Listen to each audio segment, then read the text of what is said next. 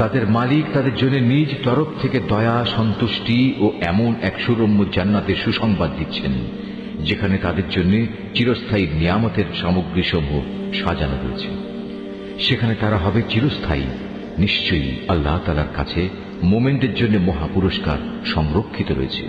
হে ঈমানদার ব্যক্তিরা, যদি তোমাদের পিতা ও ভাই কখনো ঈমানের উপর কুফরিকেই বেশি ভালোবাসে, তাহলে তোমরা এমন লোকদের কখনো বন্ধুরূপে গ্রহণ করো না। তোমাদের মধ্যে যারা এ ধরনের লোকদের নিজেদের বন্ধু হিসেবে গ্রহণ করে, তারা হচ্ছে সুস্পষ্ট জালেম। হে নবী, বলো, যদি তোমাদের পিতা, তোমাদের ভাই, তোমাদের পরিবার পরিজন ও তোমাদের অর্জিত ধন সম্পদ এবং ব্যবসা বাণিজ্য যা অচল হয়ে যাবে বলে তোমরা ভয় করো, তোমাদের বাড়ি ঘর সমূহ যা তোমরা একান্তভাবে কামনা করো, এগুলো যদি তোমরা আল্লাহ তাআলা, তার রসূল ও তার পথে জিহাদ করার চাইতে বেশি ভালোবাসো, তাহলে তোমরা আল্লাহ তাআলার পক্ষ থেকে তার আযাবের ঘোষণা আসা পর্যন্ত অপেক্ষা করো।